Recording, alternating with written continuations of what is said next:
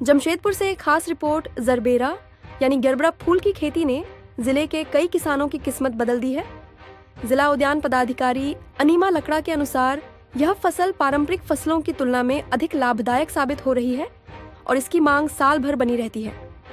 Enema लकड़ा ने बताया कि शादी विवाह, होटलों की सजावट, बुके और इवेंट डेकोरेशन में जरबेरा की लगातार मांग रहती है। सरकार की उद्यान विकास योजना के तहत किसानों को 50% तक की सब्सिडी मिल रही है, जिससे शुरुआत की लागत काफ़ी कम हो जाती है और किसानों के लिए खेती शुरू करना आसान हो गया है। हमारे ज़िले में अभी तक कुल 20 यूनिटों को जरबेरा खेती के लिए समर्थन दिया जा चुका है। पिछले कई वर्षों से पूर्वी सिंहभूम ज़िले में यह खेती हो रही है और यह किसानों को आर्थिक रूप से सशक्त बनाने वाली योजना साबित हुई है। अनीमा लकड़ा का कहना है कि जरबेरा की खेती न केवल मौजूदा किसानों के लिए रोजगार का जरिया बन रही है, बल्कि युवा पीढ़ी को भी कृषि में लौटने और नवाचार अपनाने के लिए प्रेरित कर रही है। इससे कई किसान आत्मनिर्भर बन चुके हैं और अपनी आमदनी में सुधार करने में सफल रहे हैं। जरबेरा की खेती पर प्रशिक्षण और सरकारी अनुदान की वजह से अब और किसान इस ओर आकर्षित हो रहे हैं।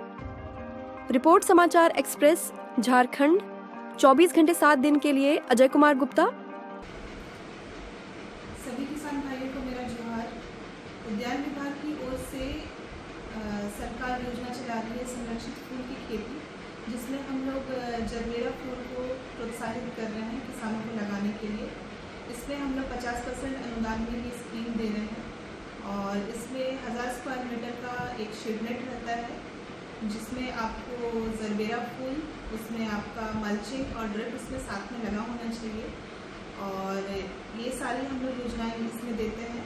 और ये इस योजना में देने के लिए सबसे पहले किसानों को ये कहना चाहूँगी कि फूल की खेती की ओर वो लोग अपना जागरूकता दिखाएं, क्योंकि सब्जी खेती तो सब कोई करते हैं, फूल में भी और अपना इंटरेस्ट दिखाना चाहिए। क्यों हम बाहर से फूल लेके आएँ, यहाँ से भी हम लोग को फूल बाहर भेजना चाहिए किसानों को। जैसे कि आपका कलकत्ता से यहाँ माल आता है, यहाँ फूल आता है, क्यों ना यहाँ के किसान भी फूल की खेती करें। कलकत्ता यहाँ से ज़्यादा दूर नहीं है, हम लोग बाहर से पौधा लेके आते हैं। उससे अच्छा हम लोग अपने ज़िले में खुद हम लोग अपना नर्सरी बनाएं, अपना फूल की खेती करें यहाँ से और उससे लाभ उठाएं। जैसे जरबेरा की खेती में आपको ज़्यादा से ज़्यादा 3 महीना में इसमें आपका फूल आ जाता है।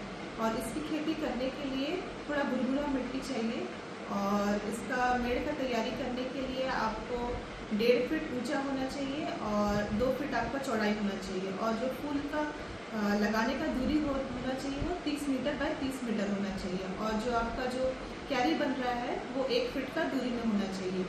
और इस फूल को लगाने से पहले आप लोग गोबर खाद प्रयोग कर सकते हैं खेत का तैयारी करने से पहले। और इसमें मल्चिंग ज़रूर लगाएं, क्योंकि मल्चिंग करने से आपका जितना भी खरपतवार होता है वो आपका उसमें कम आएगा और उसके साथ साथ आपका जो सॉइल में जो नमी रहता है वो आपका बरकरार रहेगा उसमें। और जरबेरे का खेती करने से फ़ायदा ये है कि आज के दिन में फूल का रेट बहुत अच्छा मिलता है, जो आपको हर सीज़न में, जैसे आपका त्यौहार हो गया, आपका कोई फेस्टिवल हो गया, कहीं पर शादी ब्याह हो गया, जरबेरा का अच्छा रेट मिलता है। किसान भाई बहनों के लिए ये मैसेज रहेगा मेरा कि इस योजना का लाभ वो लोग उद्यान विभाग से ज़रूर उठाएं। और पिछले वित्तीय वर्ष हम लोग पूरे 11 ब्लॉक में टोटल 20 यूनिट हम लोग किसानों को दिए थे। टोटल 20 हमें टारगेट मिला था। तो इस साल उम्मीद करते हैं कि और भी किसान लोग जागरूक होंगे और वो लोग सामने आएंगे और इस खेती को ज़रूर अपनाएंगे और अच्छा इनकम कमाएंगे। इसमें जैसे कि पिछले साल बहुत सारे ऐसे किसान हैं जो लोग एक फूल कम से कम 6 से 7 रुपये करके जो होलसेल रेट है उसमें वो लोग बेचे हैं। और एक मैसेज मैं देना चाहूँगी कि जब आप लोग इसका खेती करते हैं तो जब तक पत्ते आपके 10 से 12 पत्ते ना एक पौधा से जब तक ना निकले तब तक उसमें फूल आने ना दे। अगर उसमें कली आ जाता है उससे पहले तो कली का वो लोग उसको तोड़ दीजिए, तब फिर वो उसमें और अच्छे से फूल आएंगे। फ्लावर को जो भी ग्रोथ होगा वो उसका साइज उसका बड़ा होगा।